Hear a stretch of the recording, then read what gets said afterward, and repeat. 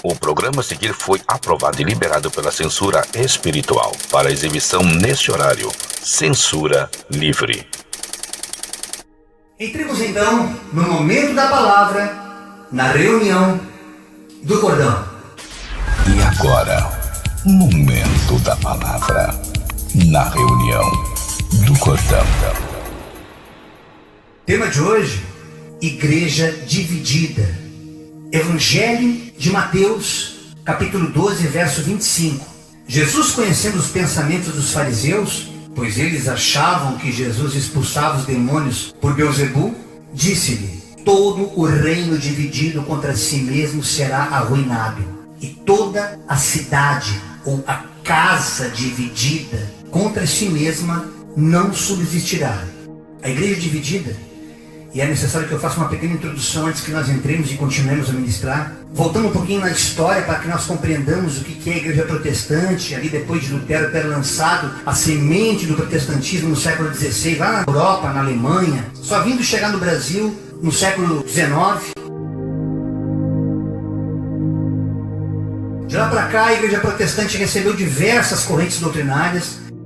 No decorrer da história, influenciada por diferentes visões teológicas, também pela cultura, por tradições, a igreja vem modificando a sua conduta, o seu relacionamento não somente com Deus, mas também entre os irmãos e com o mundo secular. Seja no campo da ética, no campo da moral, no campo religioso, balizando a sua maneira de pensar e de se expressar e de agir de acordo com a vontade da manipuladora parcialidade pastoral dessas lideranças religiosas as quais eles frequentam, que se chama hoje de elite evangélica no Brasil, as quais se impõem como paladinos da verdade, mas desprezando a verdade de Cristo contida na instrução da própria palavra de Deus, a qual é de fato a verdade. E com o passar do tempo, o protestantismo relativizou a interpretação, a revelação, o verdadeiro ensino da palavra de Deus, subvertendo o evangelho de Cristo a uma liturgia sistematizada, com dogmas e doutrinas humanas, conforme já era denunciado no Evangelho de Mateus, capítulo 15, verso 9, que diz: em vão me adoram, seus ensinamentos não passam de regras ensinadas por homens.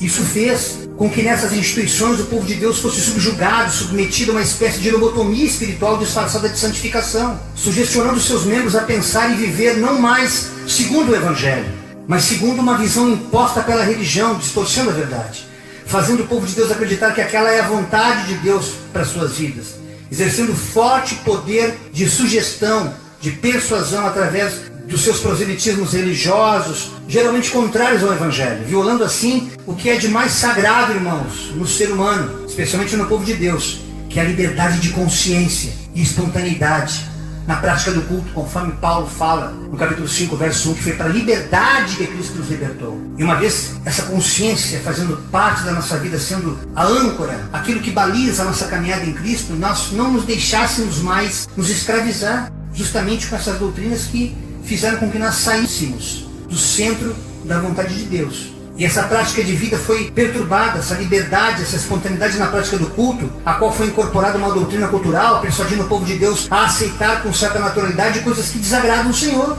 como por exemplo, comércio praticado dentro das igrejas, das instituições evangélicas especialmente, as católicas também, tal e qual os vendilhões do templo denunciados por Jesus lá em João 2.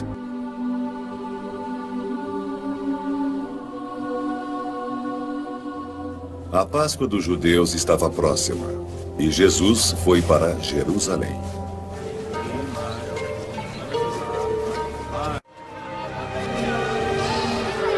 Lá no templo, Jesus encontrou os vendedores de bois, ovelhas e pombas sentados em suas mesas.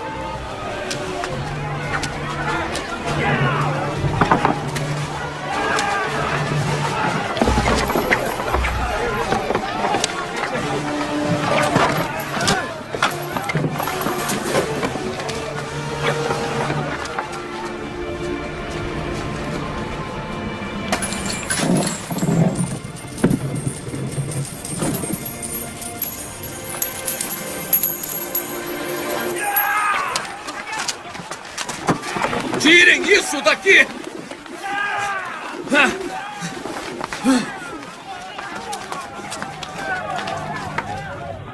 Parem de transformar a casa do meu pai num mercado! Que sinal nos mostra para provar-nos que tem o direito de agir assim? Destruam esse templo. E em 3 dias eu o levantarei. Tu o levantarás em 3 dias? A construção desse templo demorou 46 anos. Mas o templo de que Jesus falava era o seu corpo.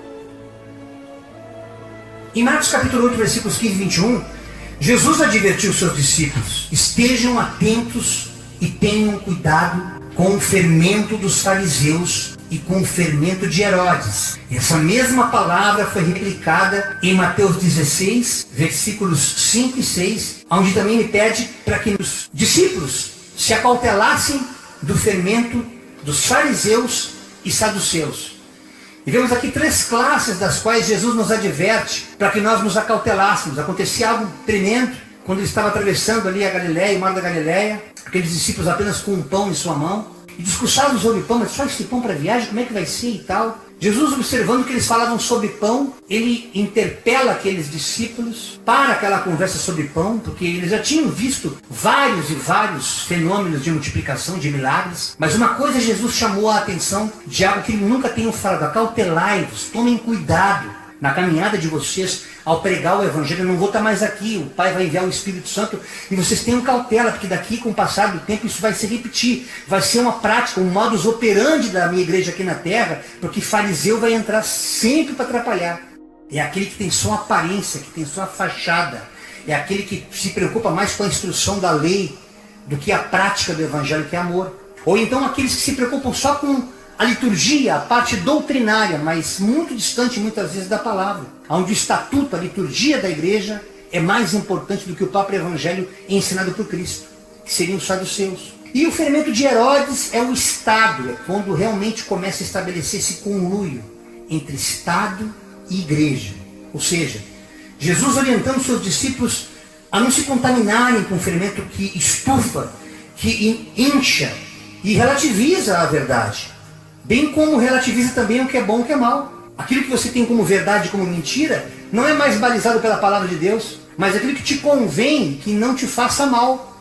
E aquilo que é bom é mal, ou mal é bom quando não está me prejudicando, quando está me favorecendo, ainda que não seja legal.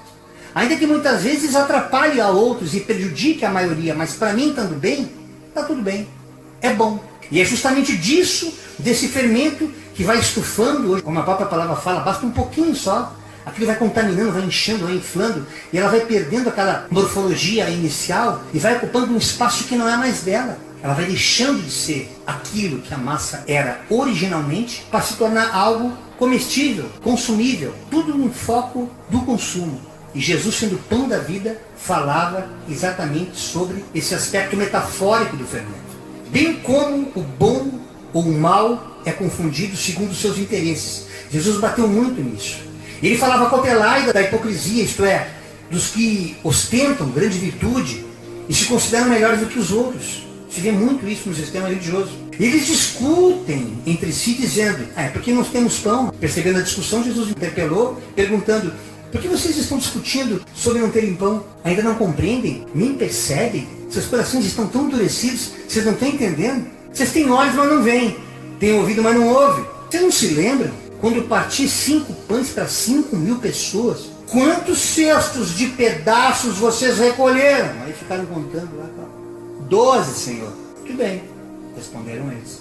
E quando eu parti os 7 pães para os 4.000, quantos cestos cheios de pedaços vocês recolheram? 7, Senhor, responderam eles. E ele lhes disse: vocês ainda não entenderam? Jesus falando: por que vocês ainda continuam crendo no homem ao invés de crerem em mim? Deus não habita em templos feitos por mão humana. Essas palavras que foram pregadas naquele tempo, que eram dirigidas para aquele povo de Israel, é a mesma palavra que Deus fala hoje com a igreja. A palavra é viva e eficaz. Ela está de acordo com a sua temporalidade, com a sua cultura. Ela se renova na mente da gente, porque a palavra é imutável. Mas quando nós nos distanciamos do Evangelho, tudo é relativizado. E é justamente essa a característica principal do fermento. É relativizar tudo aquilo que Jesus disse que era certo, que era correto, que era verdade, que deveria ser o papel da igreja. Portanto, irmãos, embora seja legítima a igreja discutir a pauta de valores, buscando influenciar o comportamento de uma sociedade, Deus todavia instrui a igreja através do profeta Zacarias, no capítulo 4, verso 6, que ao fazer isso, através do Espírito de Deus, não pode ser nunca por força nem por violência. Toda vez que você quer influenciar como igreja a sociedade na qual você está inserido, você não pode se despojar da palavra.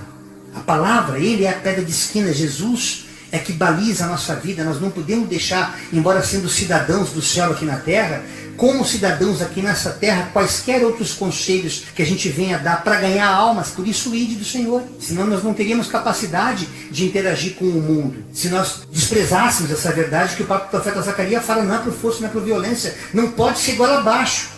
Isso é uma instrução da palavra. Marcos 16, 15, assim como Mateus 28, 19 e 20, a palavra de Deus nos ensina que a missão da igreja de Jesus deve ser a de pregar o evangelho do reino de Deus e fazer discípulos dele em todo o mundo, ensinando a obedecer tudo que Jesus nos ensinou, nos ordenou, e não a sermos discípulos de homens. Mas infelizmente, irmãos, isso me entristece aqui essa noite ter que trazer essa palavra. Assim como aconteceu no passado através daquelas seitas judaicas, como a dos fariseus, dos saduceus, a relação do sagrado com o santo, ela foi corrompida por causa da concupiscência humana.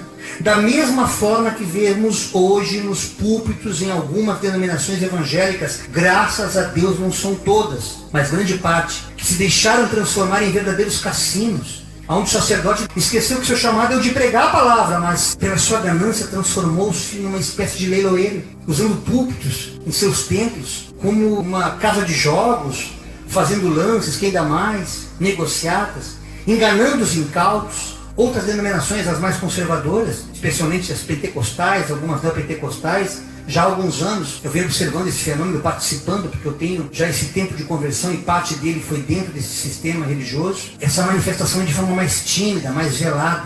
Inicialmente eu observei que a igreja já flertava com o Estado. E embora naquele tempo que eu tenha começado a minha caminhada, parte também aqui do meu testemunho essa noite, ainda não fosse permitida, por exemplo, a subida de políticos visitantes nos seus altares, nos púlpitos. Mas de maneira hipócrita, do púlpito eram reverenciadas, eram enaltecidas essas personalidades pelo preletor local, o qual lá do púlpito os convidava a pôr-se em pé, e lá na nave da igreja ele era conhecido de todos, para que todos o vissem. E Deus já falava comigo naquela época. Nunca pensei que eu fosse ministrar sobre isso. E Deus falava comigo pela palavra esses dias todos que eu tenho me preparado para essa ministração, como Jeremias 17:5. Maldito é o homem que confia nos homens, ou mesmo na força do seu braço. Faz da humanidade mortal a sua força, mas cujo coração se afasta totalmente do Senhor. Mas agora, nesse período eleitoral que estamos vivendo, neste ano de 2022, provavelmente pessoas estarão assistindo a esse vídeo tempos depois desse momento. Agora, inclusive, quando a gente estiver lançando no YouTube, já terá passado esse fluxo pesado, tenso, pré-eleitoral, onde as pessoas estão quase se mordendo, se mastigando vivas aí na rua, não só no campo secular como no campo religioso. A coisa ficou totalmente escancarada e, infelizmente, a gente contempla tudo isso triste, boquiaberto, estarrecido, impotente, irmãos, de não poder fazer nada, só assistir e orar. Porque aquele mesmo conluio da religião com o Estado, exatamente como nos dias em que Jesus palmilhou essa terra, os púlpitos foram transformados em verdadeiras tribunas partidárias, onde a divisão vem dominando as igrejas, que, ignorando a palavra de Deus, permitem nesta prática, corrompendo o altar, cheios do fermento dos fariseus, fermento dos saduceus, cheio de fermentos do Herodes, num lugar de culto, o qual ousam chamar casa de Deus ou casa de oração. Mas relativizaram esse local, distorcendo até mesmo a hermenêutica do texto da carta escrita por Paulo aos Gálatas, no capítulo 5, versos 19 e 21. Ora, as obras da carne são manifestas: imoralidade sexual, impureza, libertinagem, idolatria, feitiçaria, ódio, discórdia, ciúmes, ira, egoísmo, dissensões, facções e inveja, embriaguez, orgias e coisas semelhantes a essas. Eu os advirto, como antes já os adverti, que os que praticarem essas coisas não herdarão o reino de Deus. E quando nós começamos a examinar as Escrituras do Antigo Testamento, lá em Números, No capítulo 18, 5, Deus já havia determinado que o sacerdote teria o papel de cuidar do serviço do santuário, do serviço do altar, fazendo tudo em santidade, irmãos, segundo a vontade de Deus, não de homens, para que o furor de Deus não se derramasse sobre aqueles filhos de Israel.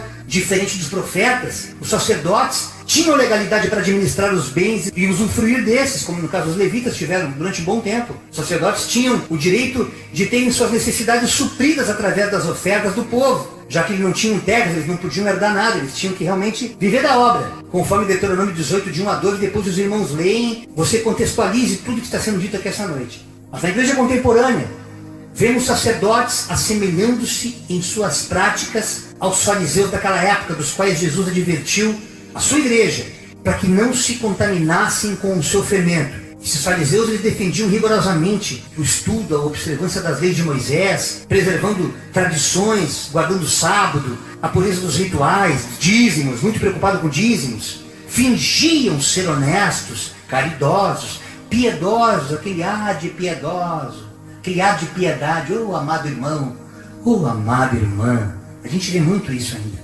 Eram, portanto, mentirosos. Expressavam uma falsa caridade e bondade. Hipócritas, como Jesus disse. Assim ele os chamou. Excessivamente apegados às formalidades da religião judaica. Por isso que naquele tempo, irmãos, a corrupção dos sacerdotes, ela já era denunciada pelos profetas levantados por Deus, como por exemplo o profeta Malaquias, que no capítulo 2, verso 7, ele afirmava que porque os lábios do sacerdote devem guardar o conhecimento, e da sua boca todos esperam a instrução da lei, da verdade, porque ele é o mensageiro do Senhor dos exércitos. Mas ao desprezarem essa verdade espiritual, mesmo Malaquias, no capítulo 2, verso 2, advertiu os sacerdotes que se eles não dessem ouvidos e não se dispusessem a honrar o seu nome, o nome de Deus, dizendo os próprios seus exércitos, Deus lançaria maldição sobre eles e até amaldiçoaria as suas bênçãos. Sabe o que é amaldiçoar a bênção? É aquilo que Deus já deu, que já concedeu, que ele já desfruta, não como sendo algo dele, mas algo de Deus nele. E pelo desprezo, a maldição se instala e a bênção deixa de existir, ela é extinta, conforme a palavra do profeta. Jeová designou um profeta para registrar as coisas que aconteceram em Jerusalém durante o tempo que eu estava fora. O nome dele era Malaquias. Pois é necessária a total imparcialidade, total isenção. Por isso, o profeta era aquele que, além de anunciar a palavra do Senhor, da parte do profeta, para poder denunciar as injustiças do rei, ao invés de se banquetear com ele.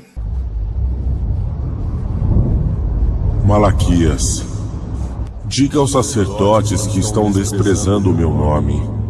O filho honra o pai, e o servo seu senhor.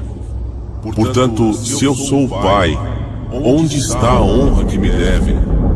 E se eu sou o Senhor, onde está o temor que me devem? Meu amigo, que tal uma oferta especial hoje?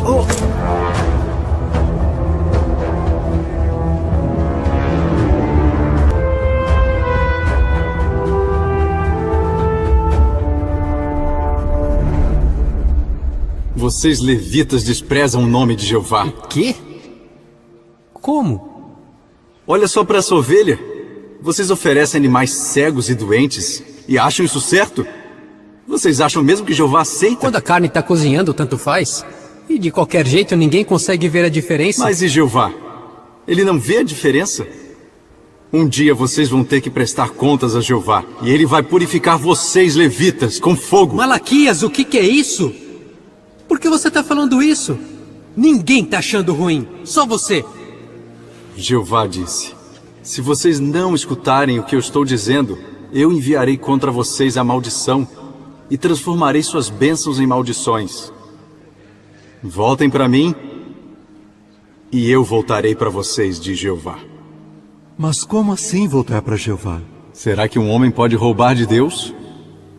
Mas vocês estão me roubando, diz Jeová.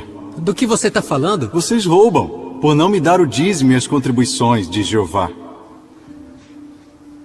Tragam todo o dízimo ao depósito, para que haja alimento na minha casa, e ponham-me à prova. E vejam se não derramarei sobre vocês uma bênção, até que não falte mais nada. E tem outra coisa, que faz Jeová rejeitar todos os seus sacrifícios. O quê? Vocês traem suas esposas, apesar de terem prometido ser leais a elas quando se casaram. Só alguns do povo não fazem isso, porque eles ainda têm o Espírito de Deus.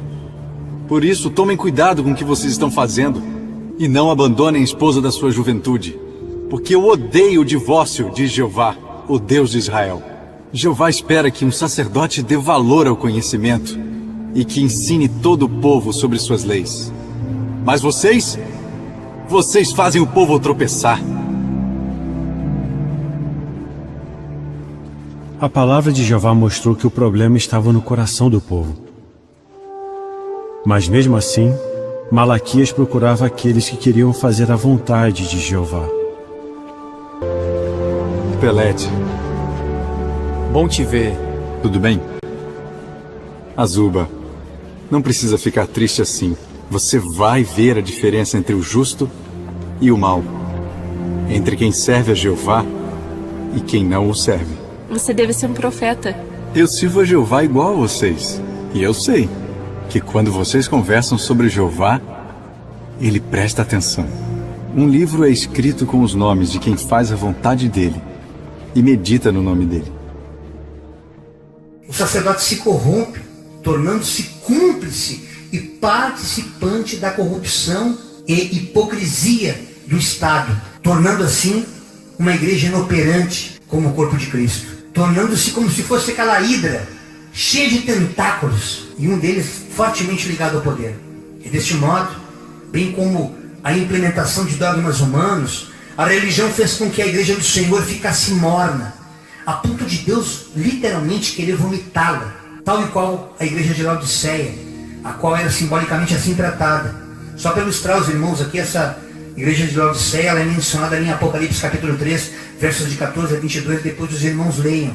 Ela foi uma das 7 igrejas da Ásia Menor, para as quais o apóstolo João escreveu suas cartas. Era uma igreja orgulhosa, vaidosa, acomodada, pois ela achava que, pela riqueza que tinha, não precisava de mais nada. Ela estava acomodada com o Estado também, assim como na cidade também não faltava nada, era tudo, a riqueza fluía ali. Seus produtos eram vestes de lã negra, tabloides, medicinais, a água quente e fria que vinha das fontes termais de Hierápolis e de Colossos, chegava a ela já morna, tinha todo luxo, todo conforto. Ela se dizia rica, mas Jesus lhe dizia que ela era infeliz, miserável, cega, pobre e nua, pois sua sabedoria humana era sem valor para ele. Para essa igreja o Senhor só teve críticas. E este mesmo espírito arrogante, presunçoso, semelhante ao de Laodiceia, domina grande parte das igrejas de hoje, meus irmãos. Especialmente aquelas que se dizem evangélicas. Pois nessas igrejas, conforme o apóstolo Paulo, na sua segunda carta aos Coríntios, no capítulo 11, versos de 13 a 15, ele nos diz: tais homens são falsos apóstolos, obreiros enganosos, fingindo-se apóstolos de Cristo. Isto não é de admirar, pois o próprio Satanás se disfarça de anjo de luz. Portanto, não é surpresa que os seus servos finjam que são servos da justiça. O fim deles será o que as suas ações merecem. O evangelista João, no capítulo 8, 31 e 32, uma palavra muito conhecida até de quem não é conhecedor da Bíblia.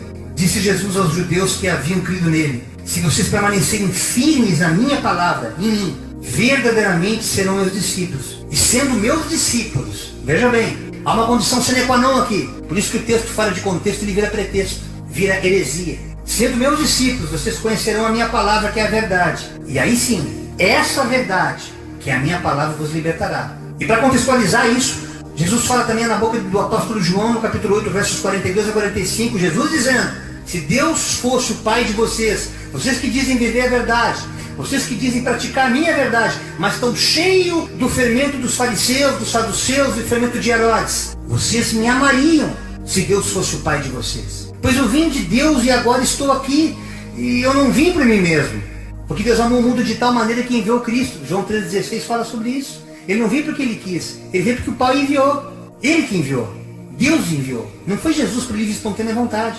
Por que então que a minha linguagem não é clara para vocês? Por que vocês são incapazes de ouvir o que eu digo, não conseguem ouvir? Por que vocês são incapazes de escutar tudo aquilo que eu venho falando não é de agora, desde que eu cheguei aqui, para ministrar vocês? Vocês pertencem ao pai de vocês, o diabo, e querem realizar o desejo dele. Ele foi homicida desde o princípio e não se apegou à verdade, pois não há verdade nele. Quando mente, fala sua própria língua, pois é mentiroso e pai da mentira. No entanto, vocês não creem em mim, porque lhes digo a verdade. O fermento, irmão, condiciona a pessoa a fazer aquilo que vai beneficiá-la. No mundo é muito comum isso. Eu lembro quando eu fazia shows, a gente fazia acertos, até na hora de pegar cachê para ter vantagem.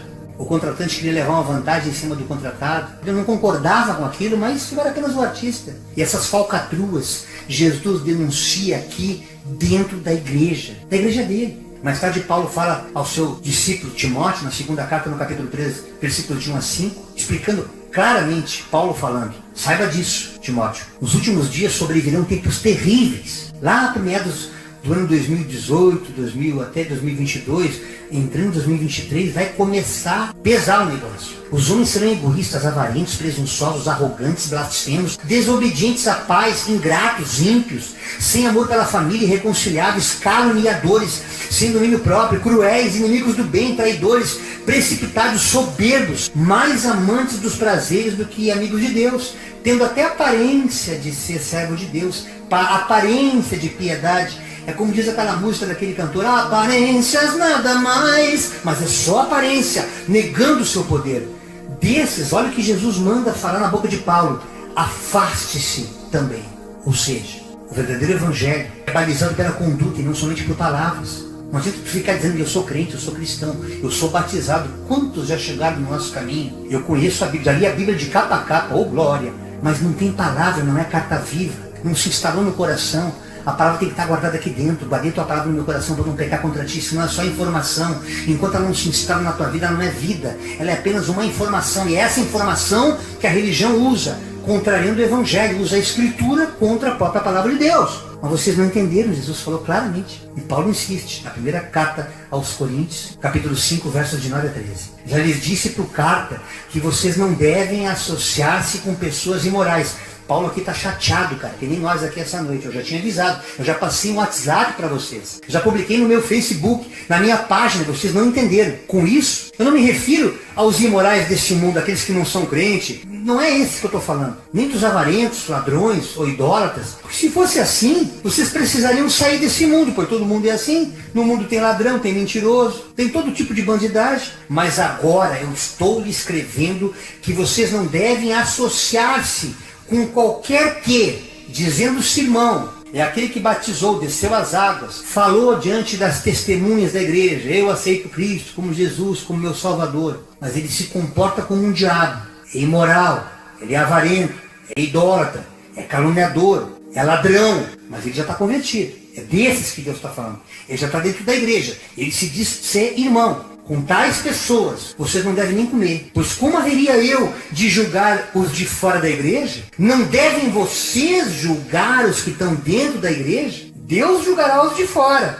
Expulsem vocês que se dizem igreja. Vocês, ministérios, que estão recebendo esse fermento aí, ó, expulsem esse perverso do meio de vocês. E Paulo continua metendo chicote na igreja, advertindo a igreja ao povo de Colossos. Veja Colossenses capítulo 2, de 8 a 10. Tenham cuidado para que ninguém os escravize a filosofias vãs e enganosas, que se fundamentam em tradições humanas, nos princípios elementares deste mundo e não em Cristo. Veja que a consciência começa a ser corrompida até sobre o entendimento do que é a economia, do que é a política, do que é a cultura. A sabedoria do evangelho, ela se instala somente naqueles que verdadeiramente têm o Espírito de Cristo. Porque Deus deixou muito claro na sua palavra: Pai, graças te dou por ter ocultado essas coisas aos sábios e as tê-la revelado aos pequeninos. Por isso que aquele que se diz presunçoso: eu sou um poliglota, eu tenho diploma disso, diploma daquilo, glórias a mim, fiz teologia, fiz uma autópsia no corpo de Cristo, para poder conhecer até as entranhas dele, presunçoso, arrogante, soberbo.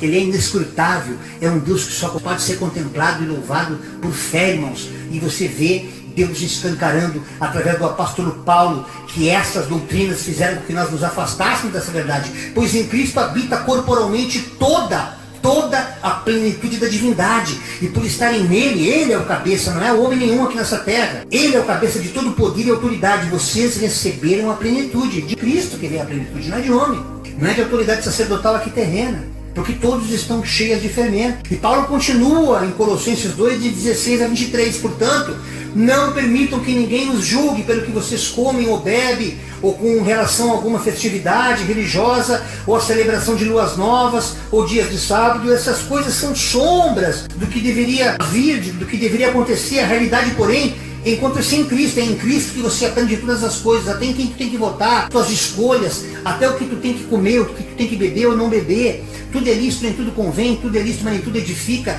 E você vai nessa sabedoria espiritual, discernindo as coisas sem que ninguém precise te manipular. E é isso que o Evangelho está ensinando. Mas aqui ele está confrontando fariseus, cujo ensino começava distorcido já nos ensinamentos acerca das coisas espirituais. Não permito que ninguém que tenha prazer numa falsa humildade, na adoração de anjos, os impeça de alcançar o prêmio. Que prêmio é esse? Salvação. Tal pessoa conta detalhadamente suas visões, e sua mente carnal a torna orgulhosa, o que acontece muito até em falsos profetas que a gente vê nesses lugares.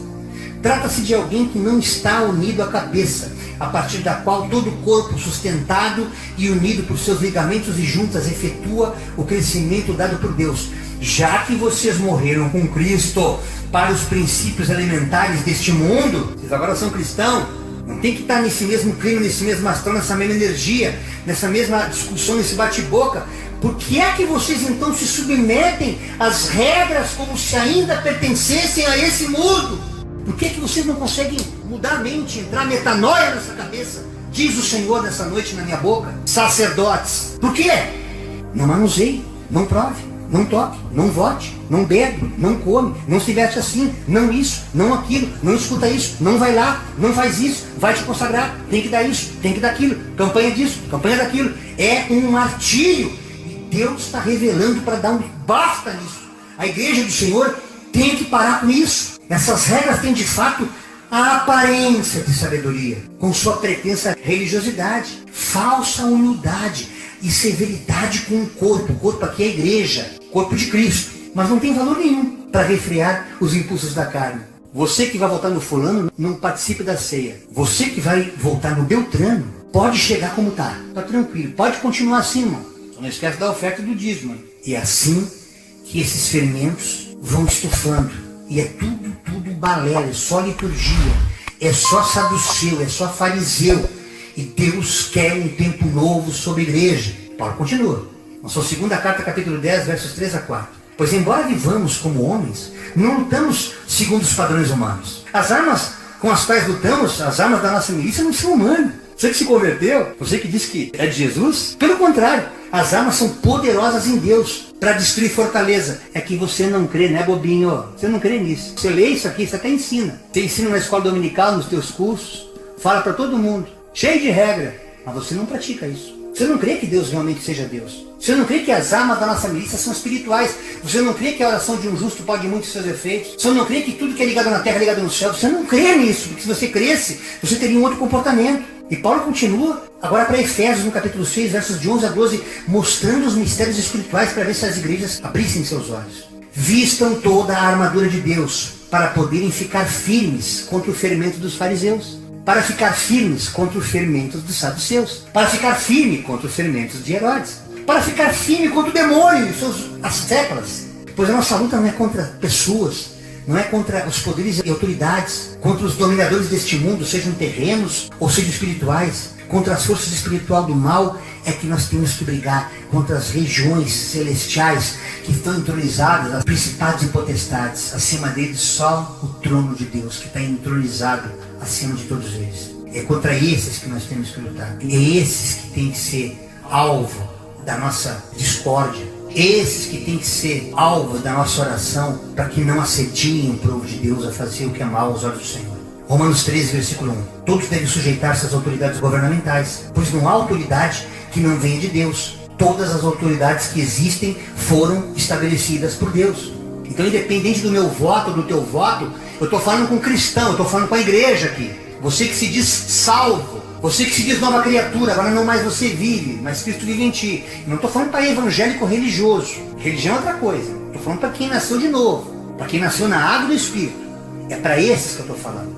Esses que Paulo fala aqui, essa noite. Nós devemos nos sujeitar a qualquer autoridade. Assim como aquele povo teve que se sujeitar até a Nabucodonosor, porque mereceu aquele povo, mereceu aquele rei. Lá em Samuel 8, o texto é muito longo, eu queria tanto poder contar para vocês. O povo de Israel não queria que Deus continuasse sendo o Senhor deles. E a Bíblia fala, feliz a nação cujo Deus é o Senhor. Mas eles não queriam. Não, eu quero que tenha igual às outras nações. Arruma uma liderança. Samuel está ficando velho, teus filhos não prestam para nada. Faz alguma coisa. Samuel, homem santo, juiz, sacerdote, vai aos pés de Deus. Deus, eles estão contra ti. Fica tranquilo, deixa comigo. Eu vou dar o que eles querem. Mas avisa eles. Tem tanta coisa ruim que vai acontecer a esse povo, eles vão ficar refém. As servas, as menininhas deles serão corrompidas nos lares. Os bois gordos que eles criarem serão deles. Vão à frente das guerras nos pelotões para levar bala, para levar chumbo, para defender o rei deles. A lista está toda explicada em Samuel 8. Eu não quero ler aqui agora. É isso que eles querem e é isso que eles vão ter. Então deixa eles receberem as consequências das suas escolhas. Tudo na direção de Deus. E assim aconteceu. Voltando a Paulo, no capítulo 5 do livro de Gálatas, na carta aos Gálatas 5, 4 a 9. Vocês que procuram ser justificados pela lei, separam-se de Cristo, caíram da graça. Pois é mediante o Espírito que nós aguardamos pela fé e justiça, que é a nossa esperança. Porque em Cristo Jesus, nem circuncisão, não tem operação de fimose aqui. Não precisa mais fazer isso. Mas sim é pela fé que atua através do amor. Agora, se vocês não amam, vocês não vão entender isso. Entendam que um pouco de fermento leveda toda a massa. Paulo fala aos Gálatas. Vocês estão deixando esse fermento entrar na igreja de vocês. Vocês não estão conseguindo mais discernir o corpo. Vocês estão que nem judeu fazendo operação de fimose para dizer que é salvo. Estão fazendo tudo ligado, tudo com ligações com o mundo, com poderes. E não é isso que Deus quer. Ele é o Deus Todo-Poderoso que rege a igreja. Mas vocês vão perceber quando o fermento entrar. E o Evangelho de Mateus, no capítulo 18, versos de 6 a 7, diz a consequência que vai haver sobre esses sacerdotes, fariseus e saduceus, porque ao deixar entrar esse fermento, quem sofre é o povo, irmão. Quem sofre é a igreja. Aquele irmãozinho ingênuo, inocente que está lá, porque ele pensa que fora de lá não tem vida. Fora de lá não tem Espírito Santo. Louva a Deus pela liberdade para a qual Cristo chamou o cordão. Porque essa verdade que a gente ensina, não que não haja tempos, repito, nós temos irmãos e irmãos maravilhosos e temos comunhão sim.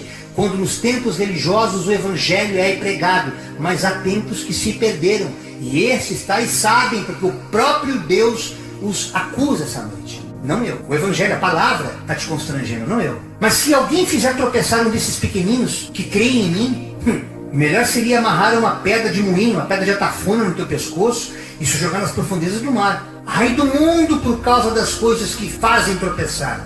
Mas é inevitável que tais coisas aconteçam. Mas ai daquele por meio de quem essas coisas aconteçam. E isso está acontecendo direto com a igreja do Senhor. Evangelho de Mateus, no capítulo 26, versículos 51 a 56. Um dos que estavam com Jesus, estendendo a mão, puxou a espada e feriu o servo, o sumo sacerdote. É aquele crente, aquele que já não era mais pescador de peixe, aquele que já estava fazendo parte da congregação, já sentava-se à mesa de Cristo ali, tomava ceia, decepou a orelha de Malco. E Jesus olhou para a cara dele e falou assim: guarda essa espada.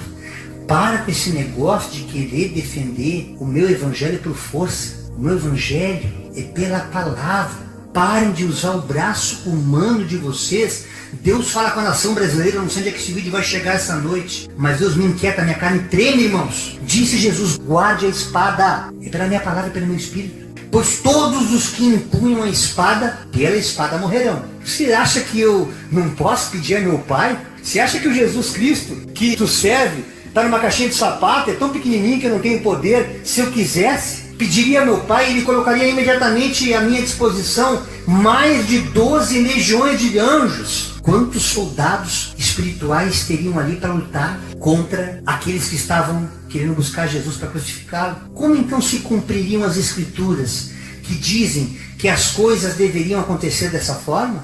Como está acontecendo agora. Independente de quem vá estar no poder. Esse vídeo está sendo assistido agora, não sabemos ainda. Mas não será mais surpresa quando na quarta-feira da semana que vem ele for publicado no YouTube. Independente de quem estiver lá, tem que se cumprir as Escrituras. Nem eu, nem você, nem o meu, nem o teu voto, nem o voto do João, da Maria vai fazer diferença. Porque não há nada vai deixar de fazer com que a palavra de Deus se cumpra. Tudo que está escrito, JJ, tio por tio, tudo se cumprirá. Nada passará sem cumprir, diz o Senhor. Pois naquela hora ele deixou muito claro para a igreja que por mais que ele chamasse anjos, ele poderia chamá-los e certamente os livraria, mas as coisas não se cumpririam como deveriam acontecer.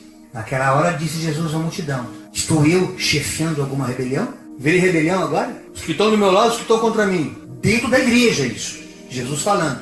É rebelião que você quer? Rebelião é do diabo. Para que vocês venham prender-me com espadas e varas? Ou será com que tipo de arma? Todos os dias eu estava ensinando no templo e vocês não me prenderam. Falando com os fariseus que estavam ali junto pegando ele. O mesmo espírito que está na igreja hoje. O mesmo espírito que estava em Pedro que levantou a espada. Veja bem, que é uma potestade. Esse comportamento social que divide a nação brasileira é uma potestade. E os crentes estão brigando com a carne. Mas tudo isso aconteceu para que se cumprissem as escrituras dos profetas. Então, todos os discípulos o abandonaram e fugiram. Quando você enfrenta a luz, você tem que vazar. Ou então se arrepender. Porque não creem. Eles não creram também, como vocês também não estão crendo. Por isso que vocês ficam nesses discursos, nesses proselitismos, querendo fazer a cabeça. Não, você tem que votar no fulano, porque o fulano tem essa e aquela vantagem. Não, você tem que votar no Beltrano. Não vota naquele, que aquele é terrível. Não, vota naquele, porque aquele é pior. E você fica fazendo proselitismo, um discurso de ímpio, discurso de quem não tem capacidade de instruir as pessoas a pensarem com a própria mente, transformada pela metanoia que o próprio Espírito Santo de Deus faz. Você não crê nisso? Você acha que a igreja tem que ser influenciada pela tua catequese? Se não for segundo a tua liturgia, se não for de acordo com o teu estatuto, não está valendo.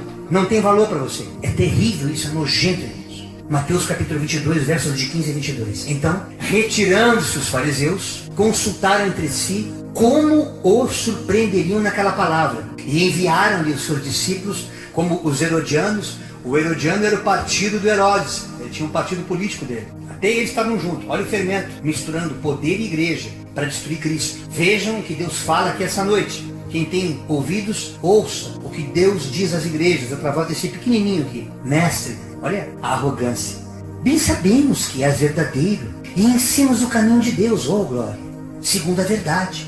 E de ninguém se te dá, porque não olhas a aparência dos homens. Eles conheciam o caráter de Cristo. Eles sabiam como ele era, mas eram hipócritas, eram irônicos. Dize-nos, pois, o que te parece? É lícito pagar o tributo a César ou não? Jesus, porém, conhecendo a sua malícia, disse: por que me experimentais, hipócritas? Mostrai-me a moeda do tributo. E eles lhe apresentaram um dinheiro. E ele lhe disse: de quem é essa esfinge? E essa inscrição? Diz-me eles: de César. Então, Jesus falou para eles: dai, pois, a César o que é de César. Dá para ele, dá o poder, dá o Estado aquilo que é dele. Exerça a cidadania, pague teus impostos, faz tudo o que tem que fazer. Vota em quem tem que votar, mas dá a Deus o que é de Deus. Não corrompe o que é de Deus. O que é de Deus tem que dar também. E eles, ouvindo isso, maravilharam-se e deixaram e se retiraram. Eles se maravilharam porque, obviamente, não ia deixar de dar ao Estado, não ia deixar de dar a César, assim como a Herodes.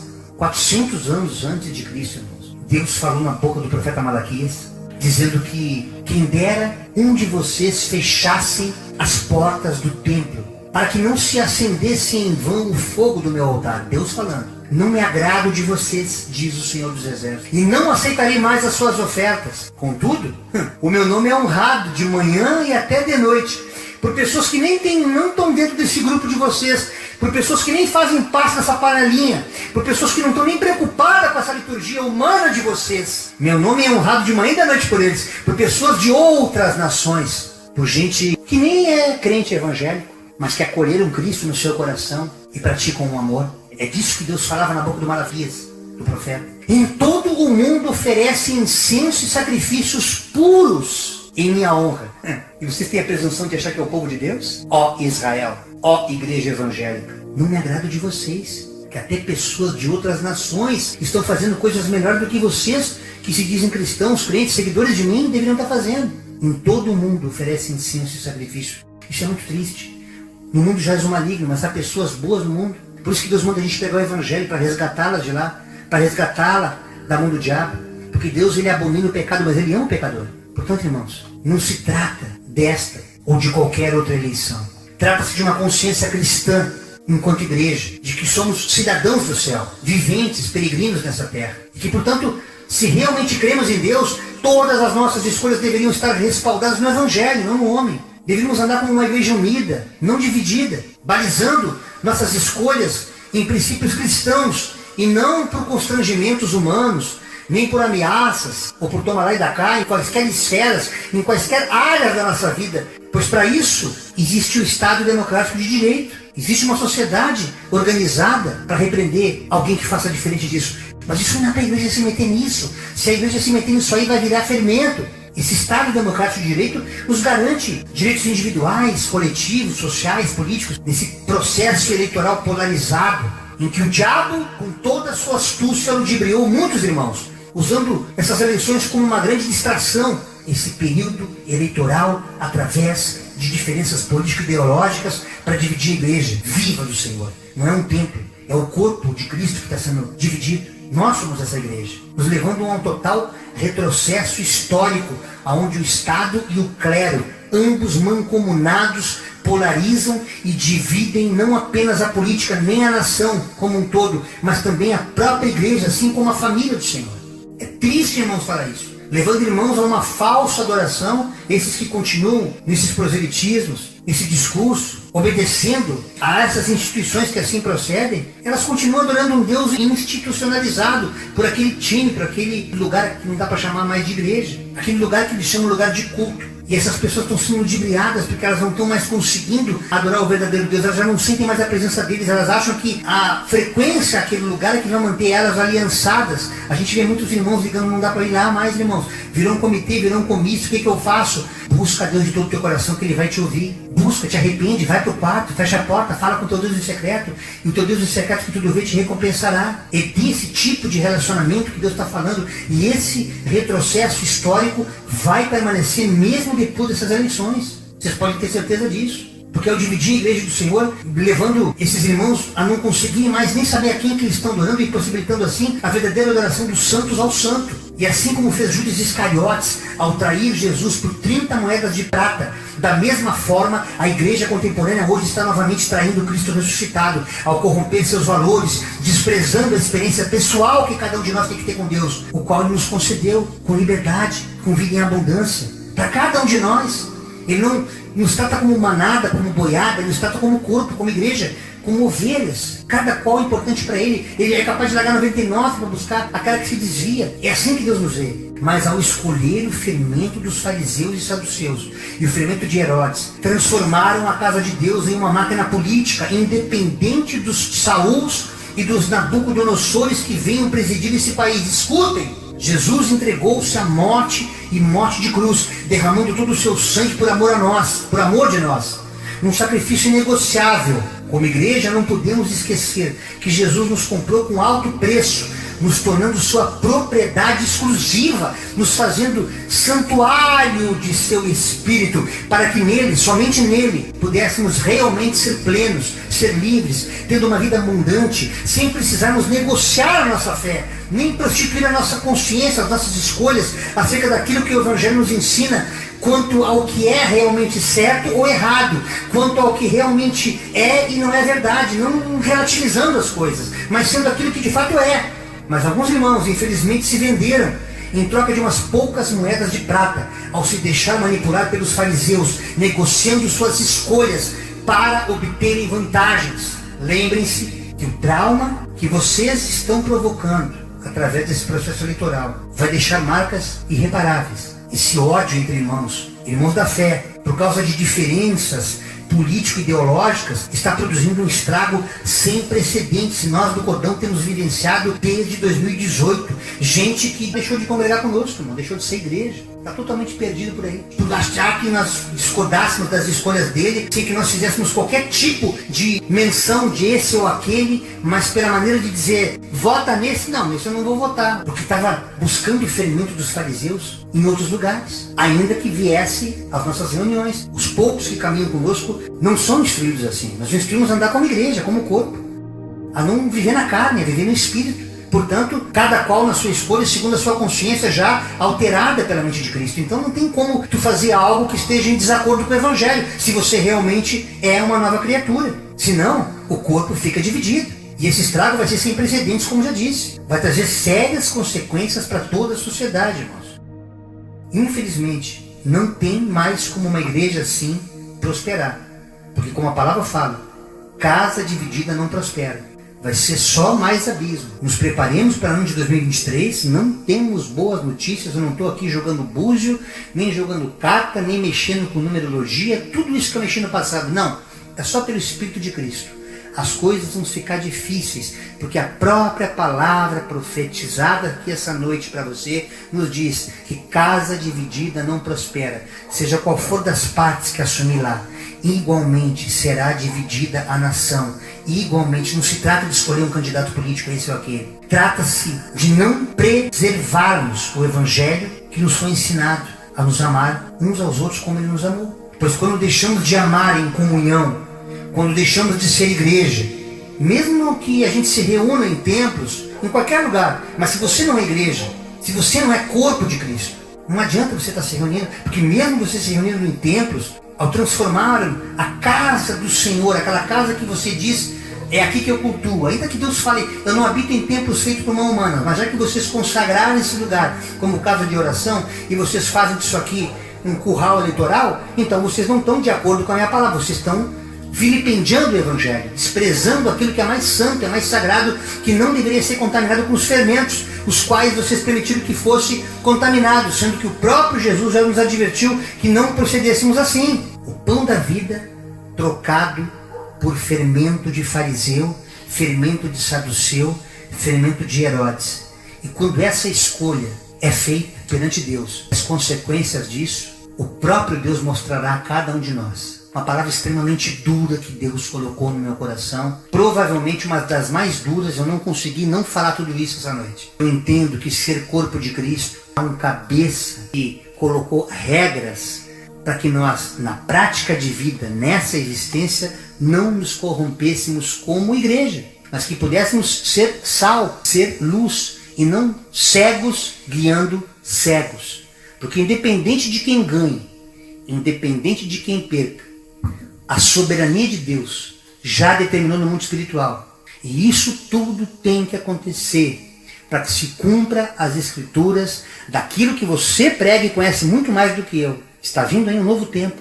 O príncipe das trevas está vindo aí, concomitantemente com o arrebatamento da igreja. Observe que em todas as reuniões eu sempre falo, mais uma reunião do cordão. Neste ano de 2022, às vésperas do arrebatamento da igreja. Eu faço todos os cultos às quartas-feiras dizendo isso com alegria, porque a alegria do Espírito habita em mim, porque eu sei que eu sou um cidadão do céu, que vivo como peregrino nessa terra. E já entendi esse modus operandi da conversão, que por mais que a gente tenha cidadania humana, pertencentes a uma nação cujo poder emana do povo, mas há uma legislação que determina que esse país é laico, mesmo dentro da nossa igreja, nós temos que ter sabedoria de conduzir as pessoas a fazerem o que é certo, não por força, não por violência, mas pelo Espírito. Mas você precisa crer nisso para realmente colocar em prática. Senão, vai ser só uma catequese, só mais um discurso desses tantos quantos se vê nos palanques,